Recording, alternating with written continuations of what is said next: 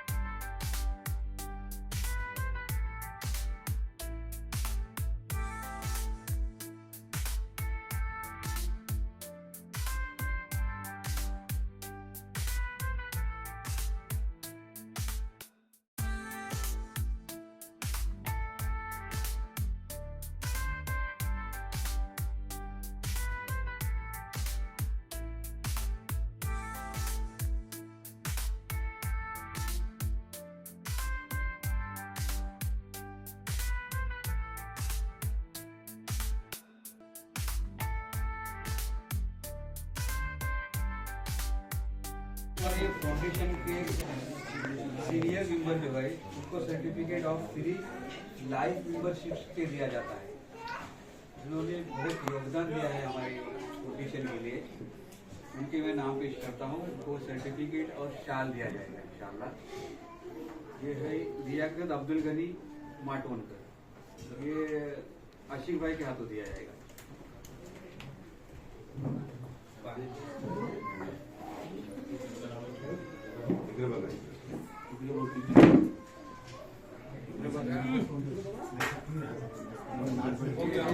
खलास बैठा अब्दुल गफूर माटोनकर ये जा पुढे जा घ्यायला आई आणला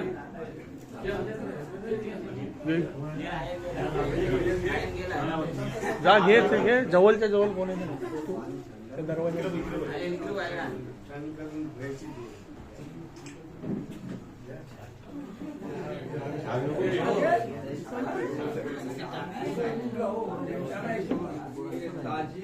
अब्दुल करीम माटवनकर, ये सदस्य साहब के हाथों से दिया जाएगा।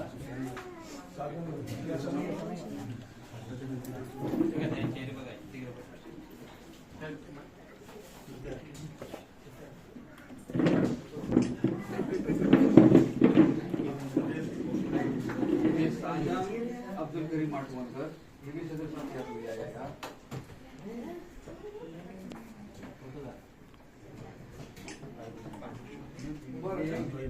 शाबीर हसन माटवनकर, यूनुस हसन माटवनकर,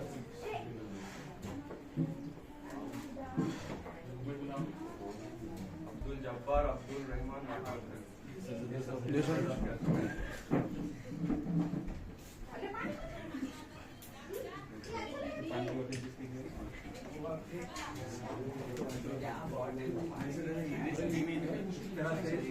इनाम तकसीम हुए।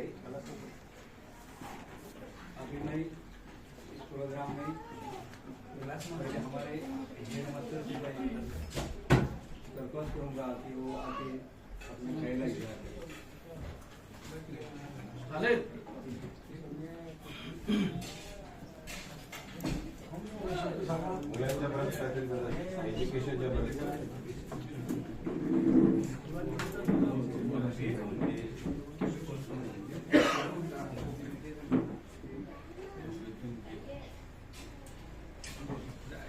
आज दिनांक 18/7/2024 रोजी निगडी मोहल्ला या ठिकाणी माटवणकर फाउंडेशन तर्फे इयत्ता 10वी 12वी आणि इतर इयत्तेमध्ये जे उत्तीर्ण झालेले आहेत विद्यार्थी त्यांचा इथं गुणगौरव करण्यासाठी तर आपण सगळे जमलेलो आहोत। यासाठी मी आमच्या संस्थेमार्फत हायस्कूल मार्फत पहिल्यांदा या माटवण ग्रुपचं मी अभिनंदन करतो। कारण अशा प्रकारचे जर वारंवार जर प्रोग्राम जर राबवले गेले तर मुलांनाही प्रोत्साहन मिळतं। कारण इयत्ता 10वी या आत्ताच आपण बेस म्हणतो, या 10वी पासून विद्यार्थ्यांना आयुष्यामध्ये टर्निंग पॉईंट मिळतो। मग त्याच्यामध्ये कोण सायन्सला जाईल, कॉमर्सला जाईल, आर्टला जाईल, कोण एखाद्या डिप्लोमाला जाईल। याच्यातून विद्यार्थ्यांचं चांगल्या प्रकारचं करिअर घडणं आवश्यक आहे। आणि करिअर घडवायचं जर असेल तर सुरुवातीला आपल्याला चांगल्या प्रकारची गुणवत्ता मिळणं गरजेचं आहे। त्यासाठी पहिल्यांदा बेसिक आपण जो म्हणतो तो हा ग्रामीण भागातूनच तुम्हाला जास्ती असं दिसून येतो। याला महत्वाचं कारण आज जर आपण नीटची पाहिलं, आता त्यांची गुणवत्ता यादी लागली तर त्या गुणवत्ता यादीमध्ये ती काय क्लिअरिटी त्याच्यामध्ये नाही। कारण का तर याच्यामध्ये काही विद्यार्थी कष्ट करतात, त्या कष्टाचं त्यांना चीज होत नाही।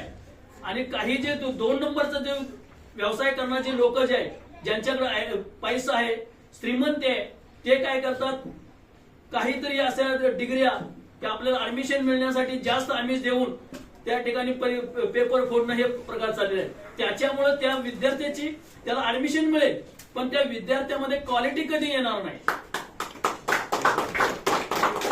नंतर आता दुसरं उदाहरण द्यायचं जर म्हणलं तर या ठिकाणी आता सीईटीची झाली एक्झाम, आता नीटच्या झाल्यात, नंतर या ठिकाणी तुमचे डिग्री डिप्लोमाचे आहेत।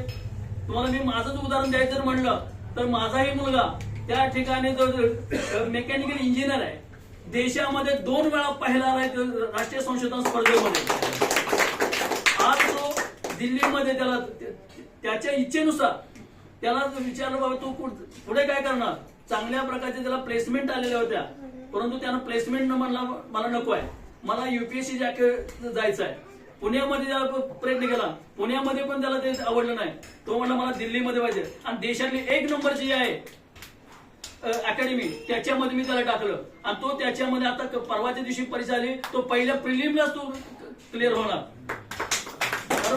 एक पालक म्हणून मला अभिनंदन वाटतो। जर मुलगा जर करण्याची जर ताकद जर असेल तर त्याला प्रोत्साहन देणं गरजेचं आहे। मग एक पालक या नात्यानं, एक समाज या नात्यानं आणि शाळा या नात्यानं त्याला प्रोत्साहन देणं गरजेचं आहे. म्हणून आपण सुद्धा आपल्या विद्यार्थ्यांना, कारण गाव सोडल्याशिवाय प्रगती होत नाही, गावामध्ये प्रगती नाही होणार तुमची. या गावामध्ये काय कोणतेही उद्योगधंदे नाहीत, काही नाही. आणि जर तुम्हाला जर स्वतःची, आपल्या समाजाची, आपल्या शाळेची, आपल्या गावाची जर गुणवत्ता जर सुधारायचं असेल तर गाव सोडणं, कष्ट करणं गरजेचं आहे. कारण आतापर्यंत आपल्या विद्यार्थ्यांना ओळख कुणाच्यामुळे होते? पालकांच्यामुळे होते. अमुक याचा मुलगा, पण त्या ठिकाणी त्या मुलांनी जर कष्ट केलं, चांगल्या प्रकारचं नाव जर कमवलं तर परत पालकांना सुद्धा त्या ठिकाणी ओळख मिळाली पाहिजे की मी हा अमुक यांचे पालक आहे. मग मुलांनी सुद्धा त्या ठिकाणी मन लावून त्या ठिकाणी जर अभ्यास जर केला तर त्या ठिकाणी त्यांना यश मिळतं का? तर मिळतं. फक्त मुलांना मनावर घेतलं पाहिजे.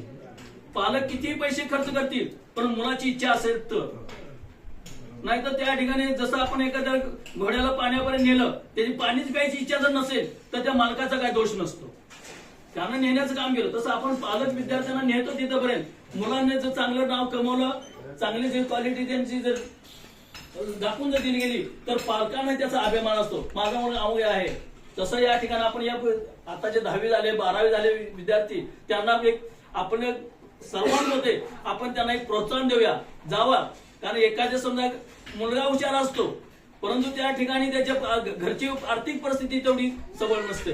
मग त्या ठिकाणी आपण काय करतो, कुठून तर त्या ठिकाणी त्या मुलांना प्रोत्साहन देण्यासाठी एक आर्थिक मदतीचा ओघ देतो. आणि मला या फाउंडेशन मार्फत हे मला ही गोष्ट समजलेली आहे. कारण माझे 2 वर्ष झाले इथं आहोत. याच्या अगोदर मी शाळा पाहिल्या तर त्या ठिकाणी प्रोत्साहन मिळत नव्हतं मुलांना. फक्त यायचं, त्या गुणगौरव करायचं, निघून जायचे. पण इथं मुलांना प्रोत्साहन दिलं जातं या माटवणकर फाउंडेशन मार्फत. याचा मला सार्थ अभिमान आहे. पहिल्या वर्षी मी इथं आलो होतो, पहिल्या वर्षी, गेल्या वर्षी पण मी आलेलो होतो आणि आता या ठिकाणी मी आलेलो आहे. मला आता शाळेत आल्याने समजलं. तर अशा प्रकारचे वारंवार जर कार्यक्रम राबवले, मुलांना प्रोत्साहन दिलं तर एक आपल्या गावाची शान वाढेल असं मला वाटतं. आणि हे फाउंडेशनचं काम कायमस्वरूपी हे चालू राहावं एवढी मी त्यांना विनंती करतो. आणि माझे 2 शब्द.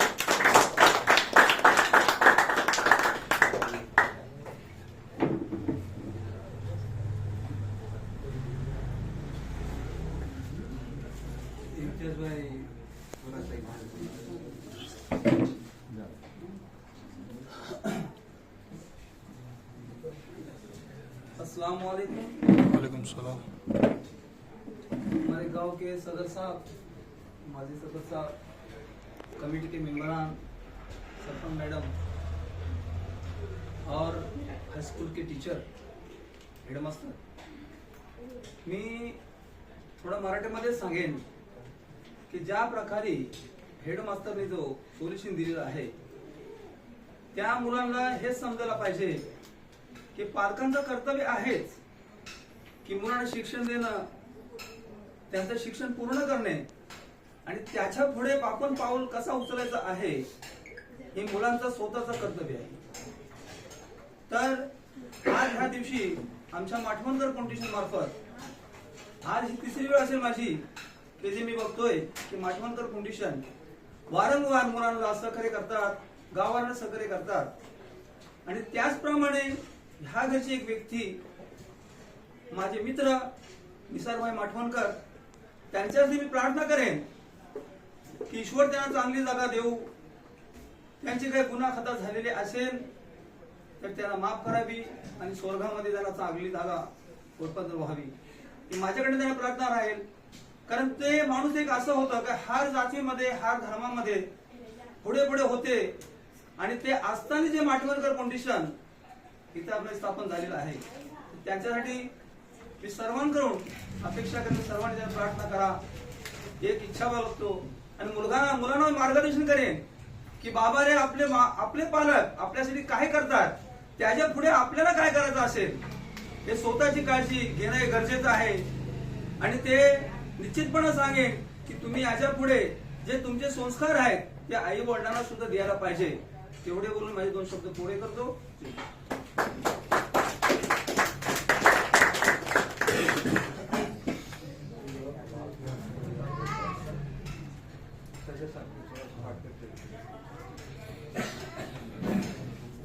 अस्सलाम वालेकुम व रहमतुल्लाह। कि अल्लाह तबारक व तआला ने हमें ऐसे नेक काम के लिए यहाँ पर जमा किया है, जहाँ पर हमारे बहादुर का उद्देश्य एक अपने बच्चों के लिए, अपने तलबा के लिए एक फंक्शन रखा है और वो हर साल रखा जाता है। और इसमें जो भी जिस नंबर से जैसे जैसे ग्रेजुएट से पास हुए उनको उस तरह का इनाम दिया जाता है। तो आज मैं भी शायद मैं दूसरी मरतबा हाजिर हुआ हूँ, मगर मैं देखते आया हूँ कि माटोलकर फाउंडेशन इस काम में आगे आगे है। अल्लाह उनको और तरक्की दे। हमारे जो युवा ये है समझे, और सभी दुआ करना चाहिए कि ऐसे नेक काम जो भी सोसाइटी जो भी लोग करते हैं उनको हमें आशीर्वाद देना चाहिए, उनको कंडीशन देना चाहिए ताकि वो आगे चले और ये काम करते रहे। उसी तरह बच्चे लोग के जो है ये बात तो जो बोल रहे हैं बिल्कुल राइट है, ऐसा कुछ जरूर नहीं, मगर आजकल के बच्चे बिल्कुल पढ़ाई पर ध्यान देते नहीं। और शिक्षक भी इस काम में पहले हमारा शिक्षक जो हुआ हम उर्दू में तो बिल्कुल पढ़े ही नहीं है, मगर आज तो इंशाल्लाह हम 7वीं 8वीं के बच्चे के बराबर राइटिंग लिख कर बता देंगे हम तुमको। उस तो इल्म नहीं था। हम मास्टर साहब, हेड मास्टर साहब, हमारे जमाने में यहाँ पर मराठी फक्त 4थी पर्यंत, फक्त 4थी तक ही मराठी शाला थी, उर्दू शाले का नाम नहीं था। मगर आज यहाँ पर इतनी सहूलत पैदा हुई है और सारे किताबें भी मुफ्त में मिलती है, मगर हमारे बच्चे उसका कुछ फायदा उठाते नहीं।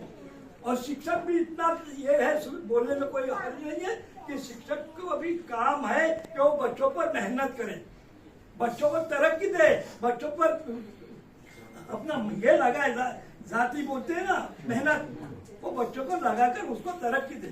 ये जाते बस टेबल पर ब्लैक बोर्ड पर लिखकर थोड़ा सा हो गया, ये छुट्टी हो गई, तो वैसा नहीं करना चाहिए। वो मैं सबको नहीं बोलता हूँ, हालांकि मैं अपने नजर से भी देखा हूँ, मगर किसी पर तंज करना ये मेरा काम नहीं, मगर ये सबको मालूम हो। हालांकि विजिट तो हम भी दे सकते हैं, हर स्कूल में हम भी जाकर विजिट दे सकते हैं, क्या शिक्षक क्या पढ़ा रहे, क्या कर रहे, ये भी, मगर हम लोग उस पर है ही नहीं, वो लाइन का आदमी है ही नहीं। चलो खैर कुछ भी हो, अभी बच्चे लोग जो भी इसमें कामयाब हुए अल्लाह उनको तरक्की दे। इल्म, और ये देखो इल्म जो है ना वो बहुत बड़ी कीमती चीज है। एक शायर ने बोला है कि लो जान बेचकर भी जो इल्म हुनर मिले, जिससे मिले, जहां से मिले, जिस कदर मिले।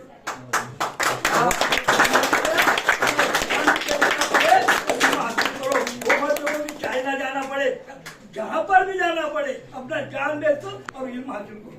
तो मैं इसकी दुआ करता हूँ कि अल्लाह ताला सब तरक्की अता फरमाए।